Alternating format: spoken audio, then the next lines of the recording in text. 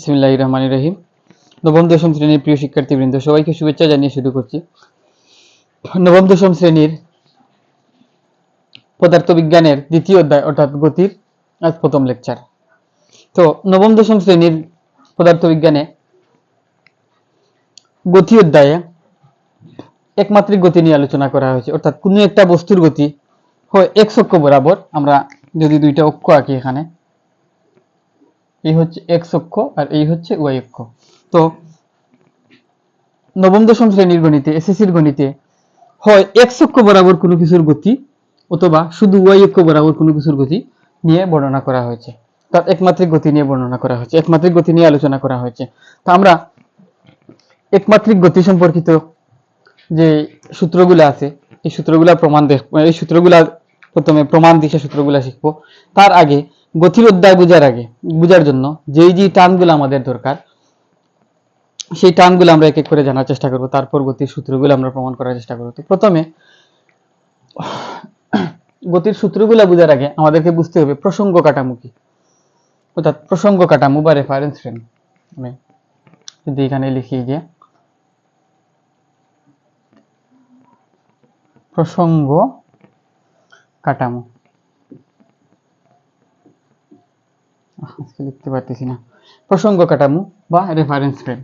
যেমন আমি এখানে একটা গাড়ি আঁকলাম, যে গাড়িটা আমি বললাম যে এই গাড়িটা 8 মিটার দূরে আছে বা 10 মিটার দূরে আছে। আমি বললাম কি এই গাড়িটা 10 মিটার দূরে আছে, এই গাড়িটা দূরে আছে 10 মিটার দূরে আছে। এখন এই গাড়িটা 10 মিটার দূরে আছে, কোথায় থেকে 10 মিটার দূরে আছে, কার থেকে 10 মিটার দূরে আছে, এই কথা কিন্তু আমি বলি নাই। এখন আমি যদি ধরলাম এই যে রাস্তার পাশে একটা গাছ আছে, বললাম যে এই গাছ থেকে গাড়িটা 10 মিটার দূরে আছে, এই যে গাছের সাপেক্ষে আমি গাড়ির দূরত্বটা বর্ণনা করতে পারছি। তাহলে এই গাছটাই হচ্ছে গাড়ির গতির বর্ণনার ক্ষেত্রে কি প্রসঙ্গ কাঠামো বা ইংরেজিতে যেটাকে বলা হয় রেফারেন্স ফ্রেম। যেমন আমি যদি বলি এখানে একজন মানুষ আছে, এই মানুষের সাপেক্ষে এই মানুষ থেকে গাড়ির দূরত্ব হচ্ছে মনে করো 8 মিটার ধরলাম। আমি বললাম যে 8 মিটার। তাহলে আমি যখন এই গাড়ির বর্ণনা গাছের সাপেক্ষে 10 মিটার বলছি, তখন এই গাছটাই হচ্ছে গাড়ির জন্য রেফারেন্স ফ্রেম বা প্রসঙ্গ কাঠামো। যখন আমি এই একই গাড়ির বর্ণনা এই মানুষের সাপেক্ষে বলছি, যে এই মানুষ থেকে 8 মিটার দূরে আছে, তাহলে তখন এই মানুষটাই হচ্ছে গাড়ির সাপেক্ষে কি প্রসঙ্গ কাঠামো বা রেফারেন্স ফ্রেম। তাহলে প্রসঙ্গ কাঠামো কি আমরা বুঝলাম। তো প্রসঙ্গ কাঠামো সংজ্ঞা যদি বলতে চাই, প্রসঙ্গ কাঠামোর সংজ্ঞা হচ্ছে যে বিন্দু ত্রিমাত্রিক কার্তেশীয় স্থানাঙ্ক ব্যবস্থায় যে বিন্দু বা কাঠামোর সাপেক্ষে কোনো গতিশীল বস্তুর গতির বর্ণনা করা হয়, তাহলে ওই বিন্দুটাকেই বলা হয় কি প্রসঙ্গ কাঠামো। মানে আমি যদি এখানে সংজ্ঞাটা লিখি যে প্রসঙ্গ কাঠামো বা রেফারেন্স ফ্রেম, আমি এখান থেকে লিখি ত্রিমাত্রিক কার্তেশীয় স্থানাঙ্ক ব্যবস্থায়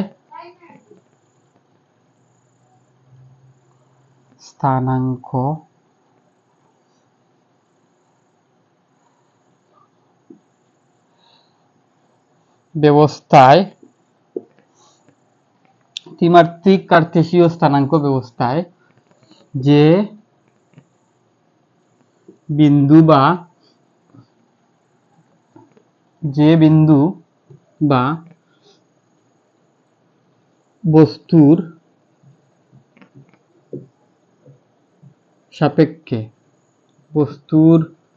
সাপেক্ষে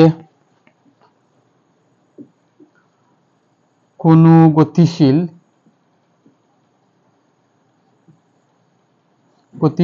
বস্তুর গতির বর্ণনা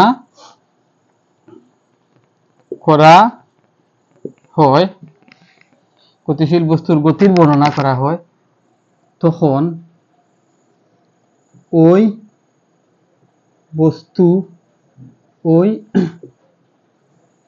বিন্দু বা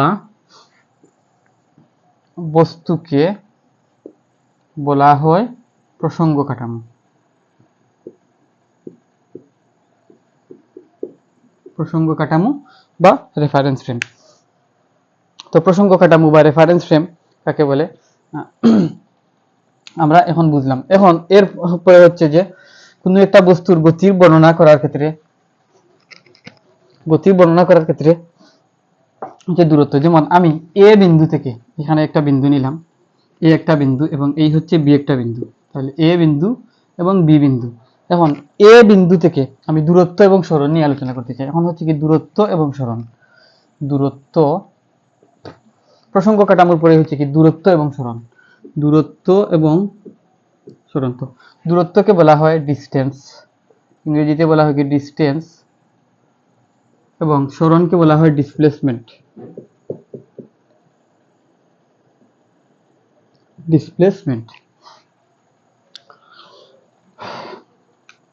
তো দূরত্ব হচ্ছে যাত্রাপথে একটি বিন্দু থেকে অপর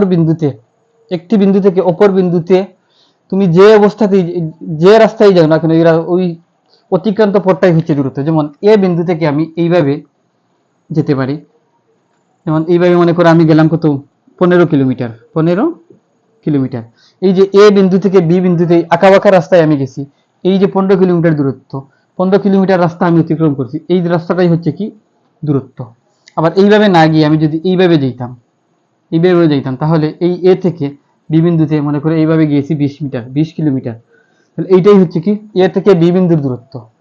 তো এ থেকে বি বিন্দুতে আমি যে রাস্তায় যাই না কেন, এ থেকে বি বিন্দুতে যে কোনো রাস্তায় অতিক্রম করে আমি বি বিন্দুতে পৌঁছাই না কেন, এই যে এ থেকে বি বিন্দুতে যাওয়ার যে অতিক্রান্ত পথ, এই পথটাই হচ্ছে দূরত্ব। তাহলে দূরত্ব হচ্ছে, আমরা সংজ্ঞা যদি বলতে চাই, দূরত্ব হচ্ছে একটি বিন্দু থেকে অপর বিন্দুতে যে কোনো রাস্তায়, একটি বিন্দু থেকে অপর বিন্দুতে যেতে যে মোট পথ অতিক্রম করতে হয় ওই পথটাই হচ্ছে দূরত্ব। একটি বিন্দু থেকে অপর বিন্দুতে যেতে যে পথ অতিক্রম করতে হয় ওই পথটাই হচ্ছে দূরত্ব। আর সরণ, এখন হচ্ছে সরণ হচ্ছে দূরত্ব যে কোনো দিকে, বস্তুর দূরত্বই হচ্ছে যে কোনো দিকে একটি বিন্দু থেকে অপর বিন্দুতে যাওয়ার যে রাস্তা, এটাই হচ্ছে দূরত্ব। এবং সরণ যদি এখন বলি, সরণ হচ্ছে যে কোনো দিকে একটি বিন্দু থেকে অপর বিন্দুতে যাওয়া, নামটাই হচ্ছে সরণ। হচ্ছে না, সরণ হচ্ছে এ থেকে বি বিন্দুতে যাওয়ার জন্য আমরা একদম সোজাসুজি লম্বালম্বি যে রাস্তা আছে এই রাস্তাটাকেই পরিমাপ করব। অর্থাৎ এ থেকে বি বিন্দুর দিকে সোজাসুজি বা সরল যে রাস্তাটা আছে ওই রাস্তাটাই হচ্ছে সরণ। এ থেকে বি বিন্দুতে যে কোনো দিকে যাওয়ার রাস্তাটাই হচ্ছে কি দূরত্ব। কিন্তু এ থেকে বি বিন্দুতে যদি আমরা সোজা লম্বালম্বি শর্টকাট রাস্তায় অতিক্রম করে যাই তাহলে এই রাস্তাটাই হচ্ছে আমাদের জন্য সরণ। এ থেকে বি বিন্দুর দিকে এটাই হচ্ছে সরণ। তো এই জন্য সরণের যেহেতু একটা দিক আছে, সোজা একটা দিক আছে, সরল একটা দিক আছে, যে এই এ থেকে শুরু করে সোজাসুজি এই বি বিন্দুতে গিয়ে পৌঁছাতে হবে, এই দিকে গিয়েই পৌঁছাতে হবে। যেহেতু এ থেকে বি বিন্দুতে যাওয়ার একটা সঠিক দিক আছে, তাই এই সরণ হচ্ছে একটি ভেক্টর রাশি, আর দূরত্ব হচ্ছে স্কেলার রাশি। তো ভেক্টর রাশি স্কেলার রাশি কি আমরা জানি। তো সরণ হচ্ছে, এখন সরণের সংজ্ঞা যদি আমরা দিতে চাই, ঠিক আছে, সরণের সংজ্ঞা যদি দিতে চাই, সরণের সংজ্ঞা হচ্ছে যে এ থেকে বি বিন্দুর দিকে এ থেকে বি বিন্দুতে যাওয়ার লম্বালম্বি শর্টকাট অতিক্রান্ত দূরত্বকে সরণ বলে। তাহলে সরণ কাকে বলে আমরা দেখলাম। এখন দূরত্ব থেকে আসে হচ্ছে কি দ্রুতি। দূরত্ব থেকে আসে দ্রুতি।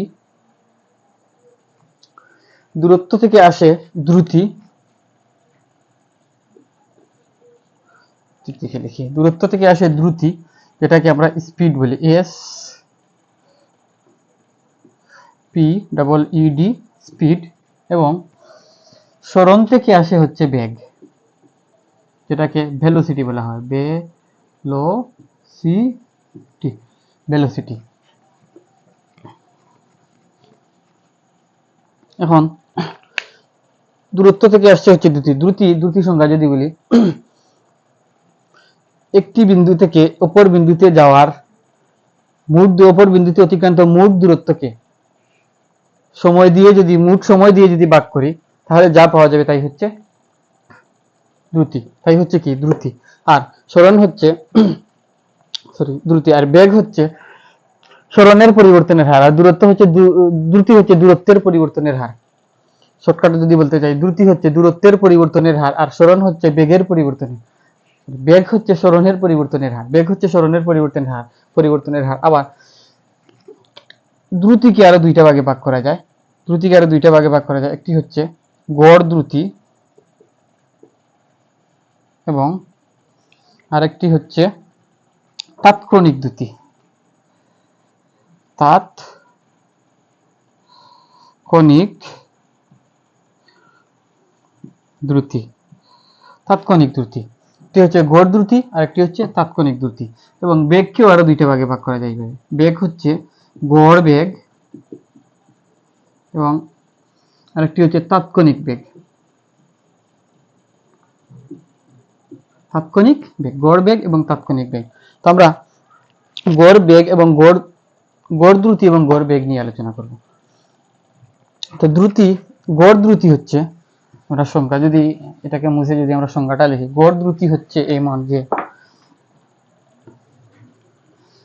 আমি এই হচ্ছে ঢাকা,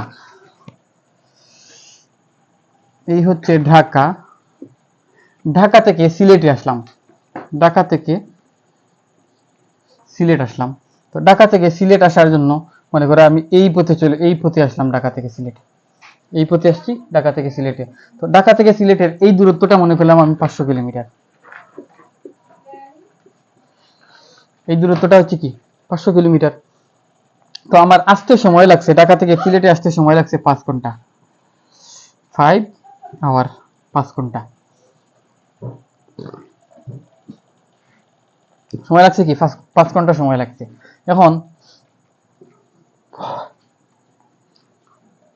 গড় দ্রুতি হচ্ছে এই যে মোট দূরত্ব 500 কিলোমিটারকে যদি আমি মোট সময় 5 ঘন্টা দিয়ে ভাগ করি তাহলে যা পাওয়া যাবে, 5 ঘন্টা দিয়ে যদি 500 কিলোমিটারকে ভাগ করি তাহলে 100 কিলোমিটার পার আওয়ার, অর্থাৎ ঘন্টায় প্রতি 100 কিলোমিটার। এটাই হচ্ছে কি আমার গড় দূরত্ব। অর্থাৎ যে কোনো সময় ব্যবধানে মোট দূরত্বকে মোট সময় দিয়ে ভাগ করলে গড় দ্রুতি পাওয়া যায়। তাহলে আমি এখানে সংজ্ঞাটাকে লিখি যে কোনো সময় ব্যবধানে মোট দূরত্বকে যে কোনো সময় ব্যবধানে যে কোনো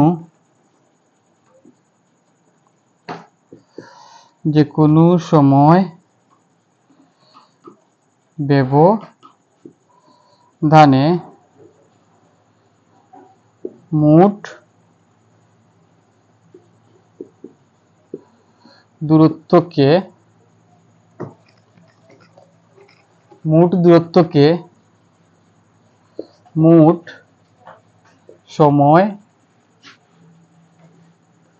দিয়ে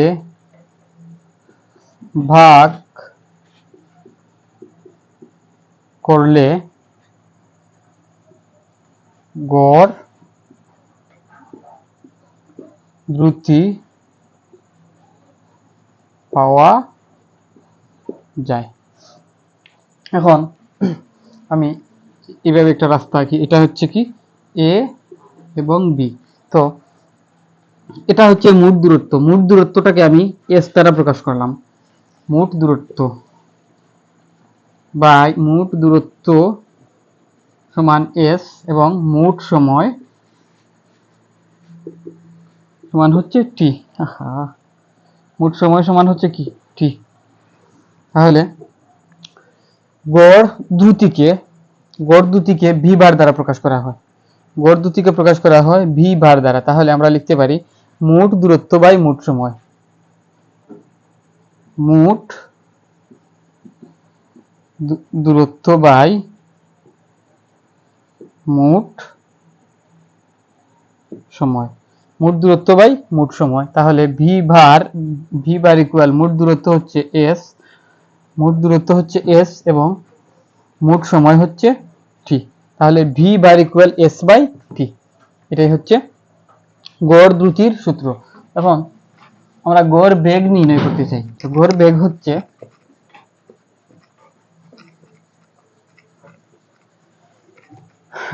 হচ্ছে সরণের পরিবর্তনের হার। যেমন এ থেকে বি বিন্দুর দূরত্ব, এ থেকে বি বিন্দুর সরণ হচ্ছে এই দিকে, এদিকে এ থেকে বি বিন্দুর সরণ হচ্ছে এইদিকে। তাহলে এই এ থেকে বি বিন্দুর সরণকে আমরা এস দ্বারা প্রকাশ করলাম। মোট সরণ এস এবং মোট সময় সমান সমান টি। মোট সময়টাকে টি দ্বারা প্রকাশ করলাম এবং মোট সরণকেও ভি বার দ্বারা প্রকাশ করা হয়। মোট সরণকেও বি বার দ্বারা প্রকাশ করা হয়। তাহলে আমরা এখন লিখতে পারি গড় সরণকে বি বার দ্বারা প্রকাশ করা হয়। তাহলে লিখতে পারি যে গড় সরণ সমান সমান হবে মোট, এটা কি লিখছি, মোট সরণ ডিভাইডেড বাই মোট সময়। তাহলে গড় সরণকেও ভি বার দ্বারা লেখা হয়। তাহলে মোট সরণ এটাকে এস দ্বারা লিখলাম এবং মোট সময়কে টি দ্বারা লিখলাম। তাহলে V bar equal S by টি।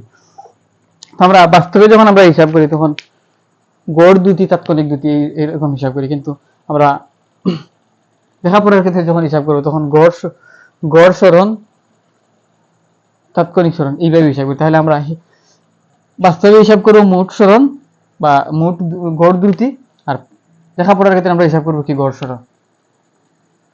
সরণ।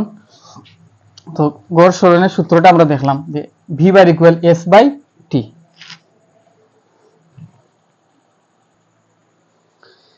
এরপরে আলোচনার বিষয় হচ্ছে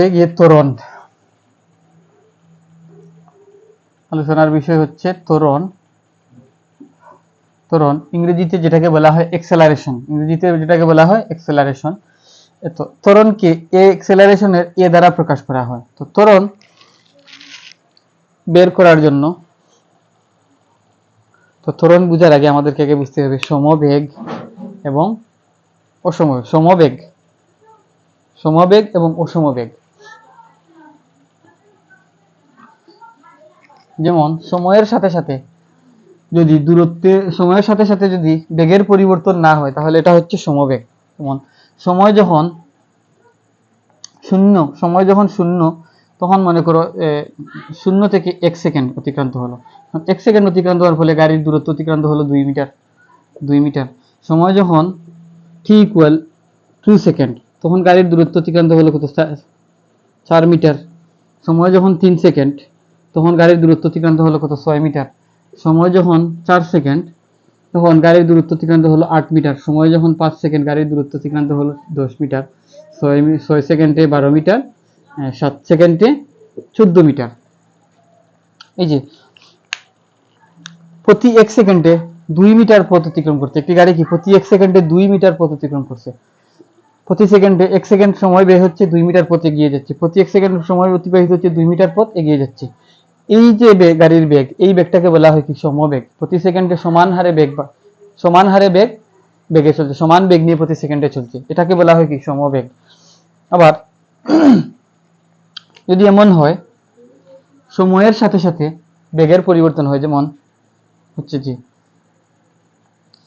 0 থেকে 1 সেকেন্ড, যখন 1 সেকেন্ড অতিক্রান্ত হলো তখন গাড়ির বেগ হচ্ছে 2 মিটার। যখন 1 থেকে গাড়ির সময় গড়িয়ে 2 সেকেন্ড হলো তখন গাড়ির বেগ হচ্ছে 6 মিটার, তখন গাড়ি 6 মিটার পথ অতিক্রম করলো। তাহলে এই 1 থেকে 2, এই 1 সেকেন্ডে 6 থেকে 2 মিটার, 4 মিটার পথ অতিক্রম করছে। তারপর যখন 3 সেকেন্ড সময় তখন হচ্ছে 12 মিটার, তখন হচ্ছে কি 12 মিটার। যখন 4 সেকেন্ড তখন হচ্ছে 20 মিটার। যখন 5 সেকেন্ড তখন হচ্ছে গাড়ির বেগ 30 মিটার। যখন 6 সেকেন্ড তখন হচ্ছে গাড়ির বেগ কত, 42 মিটার। আবার যখন 7 সেকেন্ড তখন হচ্ছে গাড়ির বেগ, গাড়ি অতিক্রম করছে 56 মিটার। তখন সময় প্রতি 1 সেকেন্ড সময় অতিবাহিত হচ্ছে, গাড়ির বেগ বৃদ্ধি পাচ্ছে। যেমন শূন্যতে শূন্য, গাড়ির বেগ ছিল 0, যখন 1 সেকেন্ড অতিবাহিত হয়েছে তখন গাড়ির বেগ ছিল 2 মিটার। 2 মিটার। যখন 2 সেকেন্ড অতিবাহিত হয়েছে তখন গাড়ির বেগ হয়েছে 2 থেকে 6 মিটার, গাড়ির রাস্তা অতিক্রম করছে। রাস্তা যদি 6 মিটার অতিক্রম করে তাহলে গাড়ি কত মিটার, এই 1 সেকেন্ডে কত মিটার পথ অতিক্রম করছে? এই 1 সেকেন্ডে গাড়ি 4 মিটার পথ অতিক্রম করছে। অর্থাৎ আগের তুলনায় আরো কত মিটার বাড়ছে? 2 মিটার বাড়ছে। পরে 2 থেকে 3 সেকেন্ড অতিক্রান্ত হওয়ার পর এই 1 সেকেন্ডের ভিতরে গাড়ি পথ অতিক্রম করছে কত মিটার? 6 মিটার। তাহলে 2 সেকেন্ডে 4 মিটার ছিল, 3 সেকেন্ডে হচ্ছে আরো 6 মিটার বাড়ছে। তাহলে আগের থেকে আরো 2 মিটার বেশি অতিক্রম করছে না 1 সেকেন্ডে। তারপর 4 সেকেন্ডে কি হচ্ছে? 8 মিটার, এরপরে 10 মিটার, 12 মিটার, 16 মিটার, 14 মিটার হবে, 12 মিটার, 14 মিটার। অর্থাৎ প্রতি 1 সেকেন্ড বাড়ছে এবং গাড়ির বেগ আগের 1 সেকেন্ডের বেগের তুলনায় প্রত্যেকবার 2 মিটার করে বৃদ্ধি পাচ্ছে। এই যে প্রত্যেকবার গাড়ির প্রতি 1 সেকেন্ড অতিক্রান্ত হচ্ছে এবং এই সেকেন্ডের পরের সেকেন্ডে গাড়ির বেগ বৃদ্ধি পাচ্ছে, এটাকে বলা হয় ত্বরণ। আর যদি প্রত্যেকবার সমান হারে বৃদ্ধি পায় এটাকে বলা হয় সমত্বরণ। সমত্বরণ যেমন প্রথমে 2 মিটার, পরের সেকেন্ডে 4 মিটার, পরের সেকেন্ডে 6 মিটার, পরের সেকেন্ডে 8 মিটার। অর্থাৎ পূর্বের সেকেন্ড তুলনা করলে দেখা যায় 2 মিটার বাড়ছে। এই 6 সেকেন্ড যখন আমরা হিসাব করছি, 1 সেকেন্ডে 6 মিটার দূরত্ব অতিক্রম করছে, তাহলে এর পূর্বের সেকেন্ডের দূরত্বকে যদি চিন্তা করি তাহলে 4 মিটার ছিল, তাহলে কত মিটার বাড়ছে? 2 মিটার বাড়ছে। এরপর কিন্তু 8 মিটার বাড়ছে, তাহলে পূর্বের সেকেন্ডের সাথে তুলনা করলে কি 2 মিটার বাড়ছে। প্রত্যেকবার কি 2 মিটার করে বাড়ছে, প্রত্যেকবার 2 মিটার করে বাড়ছে, প্রত্যেকবার 2 মিটার বাড়ছে, 2 মিটার বাড়ছে, 2 মিটার বাড়ছে। প্রত্যেকবার কি 2 মিটার করে 1 সেকেন্ড অতিক্রান্ত হচ্ছে, আগের সেকেন্ডের তুলনায় পরের সেকেন্ডে কি 2 মিটার বেশি দূরত্ব অতিক্রম করছে। এটা কি হচ্ছে কি বলা হয় সমত্বরণ। এটাকে বলা হয় কি ত্বরণ। আর যদি সমান হারে যেহেতু বাড়ছে 2 মিটার করে দূরত্ব বাড়ছে, তাই এটাকে বলা হয় কি সমত্বরণ। তো ত্বরণটাকে এ দ্বারা প্রকাশ করা হয়। ত্বরণকে প্রকাশ করা হয় এ দ্বারা। তো ত্বরণ বের করার জন্য সূত্র হচ্ছে, এক দ্বারা ত্বরণকে লেখা হয়। সূত্র হচ্ছে যে শেষ বেগ থেকে আদি বেগ বিয়োগ করতে, শেষ বেগ থেকে শুরুর বেগটা বিয়োগ করতে হয় এবং মোট সময় দিয়ে ভাগ